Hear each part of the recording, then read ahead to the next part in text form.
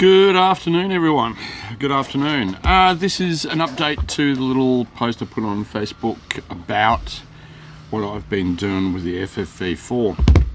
Now, to get into the details, it is not it's not a overwhelming new direction. Pardon me. Direction I've gone with the actual car. I like the car and I like playing around with tinkering and different ideas and stuff like that. And with the help of Paul at Berserk, I have asked him to make me some options, or one option in particular, which I went and had a play around with the car at Cirque last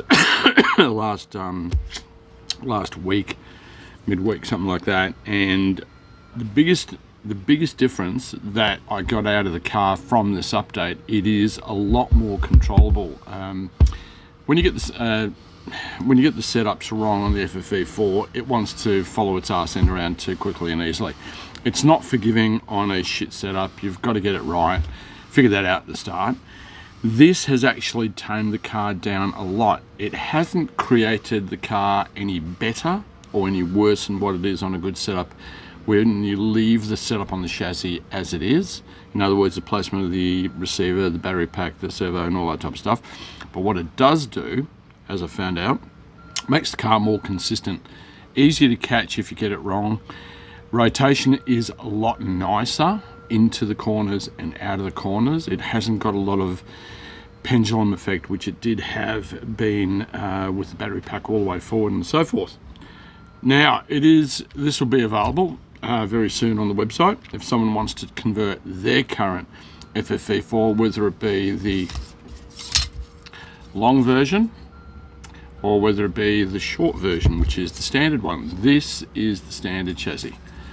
That allows you with this to make it a front electronics and rear battery setup, which, as I said, I found it to be a lot better in a few aspects. It makes the car just more controllable and easier to set up. So this is if you were running the conversion with the swing arm rear end, which is on this part of the car. That's the chassis that you'll pick, and I'll explain a difference on this as well. And that's if you've got the standard version and or you're upgrading to the new swing arm rear end, that's the plate that you'll be using. Now, and that's the top plate as well, that's got to go with it for the change. Now, this is the car in its present form with the long chassis and the long updated suspension. As you can see there, battery is in the middle. Battery's in the middle. Speed controller, servo and receiver. The link between this and the steering wheel crank is shorter, which means there's less chance of this flexing under load. It is a lot more precise steering. Make sure obviously you put Loctite on the screws that go into the top bell crank and the bottom one. That'll stop it from actually moving if you have a hit. But this setup with the mid battery has made the car a lot more predictable coming in and out of corners. It hasn't got any understeer, hasn't got any oversteer. And what I did do to give you an idea to see whether or not this was going to be a viable option, it wasn't much to do all those, and I'm happy to try different things for others to then ponder and decide whether or not they want to go that way. It made it more easy to get the car settled and set up for equal tyres, front and rear. Now these are TP radial 34s, 34H and 34H. They're both radials, they're both 34s. They're the same tyre front and rear. Now, I tend to be a suck and see type of person on testing. Car at the track, put the tyres on and did nothing to the setup apart from obviously the change to the mid battery compared to what it was previously, which was battery at the front, electrics at the rear. No goop, no heat, no nothing. It took about half to maybe a maximum a lap to get the rear tyres hooked in ready to go. And then I went for a spin around the track at Cirque. No issues. Grip, plenty of grip. And on that day last week, the track was not blown down. There was no sweeping of the track. It was as it was after Basically a few days of sunshine and wind. That's all it was. To give you an idea, these are the radials, absolutely worn down after 26 runs. These are the radials after about 16, 18 runs. Tiny little bit of grip, tiny little bit of tread there, but absolutely getting to the point where they'll be a slick. They work either way. Now around the car, it's slicks rear, tread front, slicks front, tread rear. Apart from getting the car sort of hooked up for the first half lap to lap, to get a bit of heat to the tyres, which actually works quicker with the battery here than the battery all the way at the front. The car was then hooked up, so equal tyres, front and rear. Absolutely brilliant. No goop, no heat, car went around the track really good. The other option I had, which I did try and I don't have them here, is a set of 32 radials, Volante radials. So I ran basically the treaded 34H on the front and 32s on the rear. Car was overly gripped on the rear, overly gripped, to the point where I lost steering. I had to actually dial in more steering because it wasn't allowing the RSM to flow enough. So I went from about, I think it was about 72, 74 on the dual rates. I went up to 80 when I ran the 32s on the rear. It was overly gripped, even though it has swing arm rear, which was the first iteration of the change to make it legal in many countries, because it has to be an independent rear end, and thusly it has longer chassis. The new version will run still the shorter chassis, but it will have trailing suspension. See how that goes. We've got those all good organised to come through. What was I saying? Oh yeah, 32 rears and 34 fronts, overly gripped on the rear, to the point where there was a lot more chatter and wheel spin at the front trying to go around the corners. It didn't want to, I don't know why it was doing that. That's something weird. I might have to look in that. But it was overly gripped on the rear with the 32. So going back to the 34, or even if it was the 32, a lot more balance. No goop, no heat, chuck the car on the track. And these are well-worn tyres. They are literally, fronts are about 16, 18, the rears are over 26 runs old. So that's how good the tyres were. That's the change that I'm bringing out. It'll be on the website later today, tomorrow for people to purchase.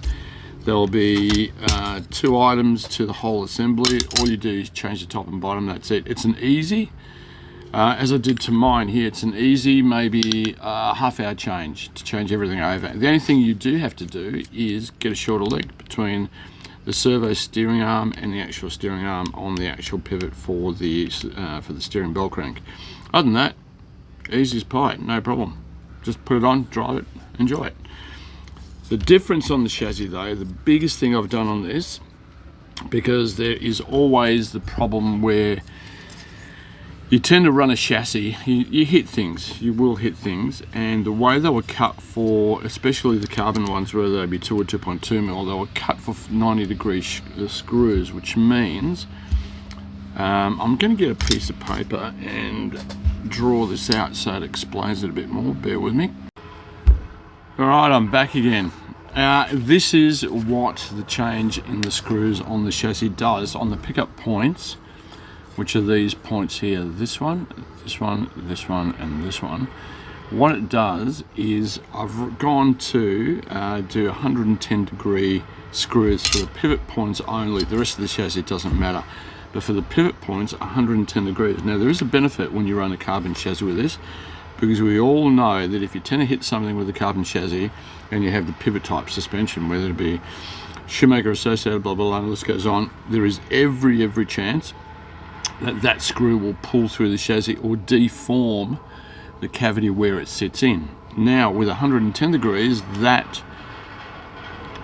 basically limits the chance of you pulling the screw through and making an absolute mess of the chassis, which means you either have to try and repair it or buy a new chassis. Now this is my Venn diagram, this is my diagram. To give you an idea, the first line there is your 90-degree cut into a chassis, which means that when it's actually drilled out for 90 degrees, you get right to the point where to the top of the chassis, and I'll write this top and bottom so you know what I'm talking about them as I scribble. Okay, top and bottom. So as the screw comes through, 90 degree will always have a very sharp ending point when you've actually milled it out for the screw. So the bottom to the top, and that's your screw there, and then obviously your thread at the top, which is thread. There's your thread. Well, it's a squiggly line, but it's a thread. 110 degree though is a different beast in itself. Your head still comes flush with the cut on the actual chassis, which is there, and then, but what it does do is it gives you a lot more meat in the chassis as the screw goes through. So you're not doing a cut of just an angle straight through. You've got literally a straight point of where the screw still has to come through the chassis. That extra meat on those 2 points as the screw goes through does give the actual chassis more strength and limits the possibility of the screw being pulled right through the chassis. So that saves your chassis as well. Now all of these chassis will come with four or five 110 degree screws. They're readily available from myself and quite a fair few other places. 110 degree screws to go through on those points, and when you look at, pull my glasses down, can't quite see it because it's so tiny, but I'll put a picture of it. You'll see that when you look through the actual hole itself of where the screw goes through, it'll have the chamfer, then a dead straight drilled hole underneath that, which means it's extra strength in the carbon to stop the screw being pulled through. The other thing as well a lot of people don't do, which is pretty weird, I don't understand why, get yourself a medicine cup. Get yourself some really thin CA, the thinner the better. Squirt some into your cup, only a tiny little bit. That's some of the TP thin glue. That's fantastic on the carbon, by the way. It makes a big difference. Get yourself a cotton bud, nothing special. Dip it in, let it soak it up, and literally just put it into the actual V and let it soak into the fibers. What that does do actually adds a little bit more strength to that milled section. Now, quite a fair few people have done this and have come up with great results. It takes only a second, doesn't do any harm. All it does is impregnate the fibers with some CA, so it strengthens the fibers up. It's all it does, and it's only on those 4 points which are the critical ones from your suspension. Once you do that, build it all up, put your screws in, bolt it down, go drive the car. That's it. And that is basically what you'll be getting in the kit, plus some screws for the conversion of the rear battery, not front battery mount on both versions of the chassis, whether they be standard and whether they be the longer one, which is the one that came out with the pivoting one. So look out for that. That'll be on the website. There'll be the two choices there. The most common, I dare say, will be that one from now on, which will do the chassis as it is, plus also allow you to use the new rear end that's been released by R.A.B SNRC. That's it. What else can I say? It worked out really good, and I tested the fact down at Cirque with that chassis arrangement and the battery on the rear, and it's made a big difference to how easy the car is to manipulate, setup, drive, and you find that you haven't hit a good setup as yet, especially trying to sort out your tires. It's awesome, absolutely bloody awesome. Can't commend the idea enough, and thank you to Paul at Berserk RC for helping me conjure this up. He was sitting on it for a while to make sure it was all going to fit well, because obviously we've got limitations on where the battery clamp can sit and how far back it can go and all that type of stuff. But all squeezed in nicely, no issues. The wires are tighter, shorter, tighter, as you can see there. It's slightly, whoops, I'm gonna wreck that shit. Careful I don't do that again. I nearly broke the fan again. That'll be the second one I've done. But it all sits in there nicely. Side mounted speed controller, better than flat. The receiver fits in the little cavity there nicely, out of the way. Receivers all sit underneath nice and well. Whatever servo horn you have, make sure it sits high, because otherwise it comes close to those little two screws there, which are your support blocks, posts. I run a very low mounted servo horn, which unfortunately hit with the button, so I just countersunk those for my own benefit. You can do whatever you need to do, but that's it there. front engine, mid electrics, rear battery, and it does make a big difference to the way the car drives, immensely. I can now run the same tyres front and rear without having to try some crazy some crazy magic to make it work. As I said, I'm a lazy man. Big an idea is lazy. I'm trying to get a lot of other stuff done. But this makes it easier for me to put the car on, go 2 laps, well, not even 2 laps, half lap, 1 lap, just to bed the tyres in. You can do more laps, obviously, if you wanted to, but no heat, no goop. Tried them both again, stripped around, and also with the 32s.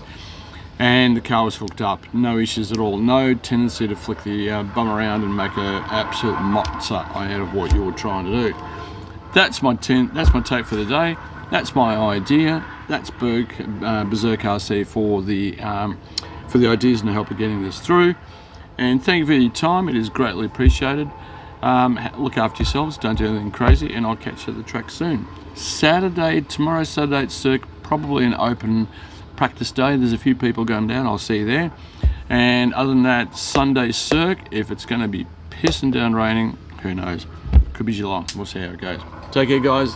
Look after yourselves. Look after your family. And I'll catch you on the flip side. Bye, y'all.